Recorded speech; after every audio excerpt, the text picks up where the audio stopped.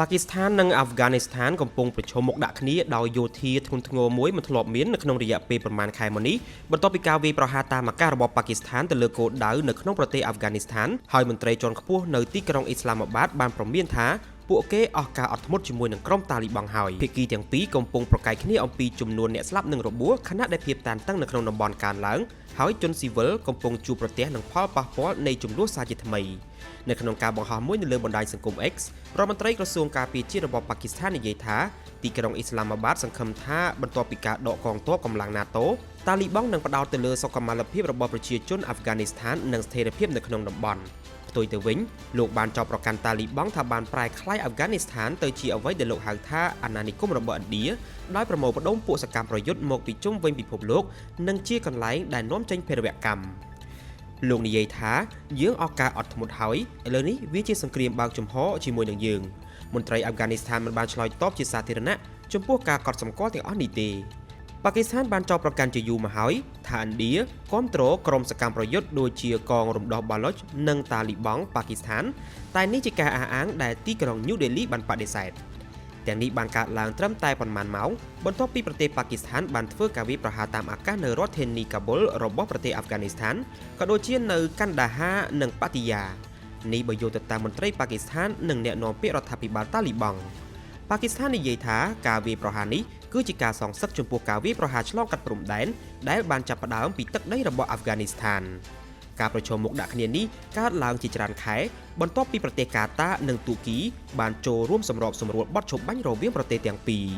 រដ្ឋាភិបាលទាំងពីរនិយាយថាពួកគេបានបង្កការខាតបង់យ៉ាងធ្ងន់ធ្ងរប៉ុន្តែការអះអាងទាំងអស់នោះមិនត្រូវបានផ្ទៀងផ្ទាត់ដោយស្ថាប័នឯករាជ្យណាមួយទេ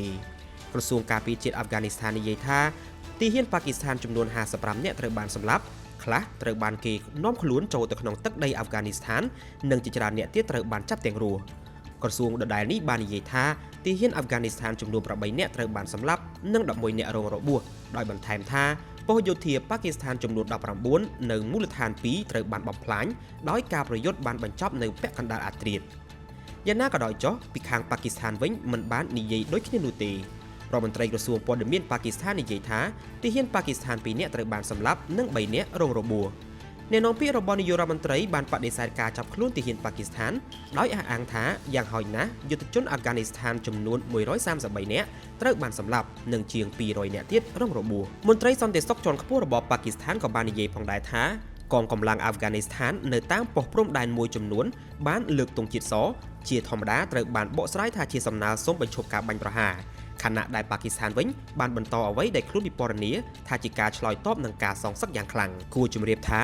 រឿងរ៉ាវទាំងអស់នេះកើតឡើងនៅចំពេលដែលមានការបង្ក្រាបជាបន្តបន្ទាប់របស់ប៉ាគីស្ថានទៅលើជនអន្តោប្រវេសន៍ដែលគ្មានឯកសារដែលបានចាប់ផ្ដើមឡើងនៅក្នុងខែតុលាឆ្នាំ2023ដែលបានរុញច្រានមនុស្សរាប់លាននាក់ឲ្យត្រឡប់ទៅកាន់ប្រទេសអាហ្វហ្គានីស្ថានវិញភាគច្រើននៃពួកគេជាអ្នកដែលកើតនិងធំធាត់នៅក្នុងប្រទេសប៉ាគីស្ថានយោងតាមទីភ្នាក់ងារជនភៀសខ្លួនរបស់អង្គការសហប្រជាជាតិមនុស្ស 2.9 លាននាក់បានវិលត្រឡប់ទៅប្រទេសអាហ្វហ្គានីស្ថានវិញកាលពីឆ្នាំមុនដោយសារកិច្ចខិតខំប្រឹងប្រែងឈប់បាញ់មិនទាន់ដឹងយ៉ាងណានោះនឹងមានវោហារសាស្ត្រដាក់គ្នាកាន់តែខ្លាំងឡើងស្ថានភាពនៅតាមបណ្ដោយព្រំដែនប៉ាគីស្ថាននិងអាហ្វហ្គានីស្ថានស្ថិតនៅក្នុងភាពមិនស្ថិតថេរសម្រាប់ពេលនេះជនស៊ីវិលជនភៀសខ្លួននិងស្ថិរភាពនៅក្នុងតំបន់កំពុងស្ថិតនៅក្នុងអតុល្យភាពខណៈដែលប្រទេសជិតខាងទាំងពីរនេះប្រឈមមុខដាក់គ្នាដ៏ស្រួចស្រាលបំផុត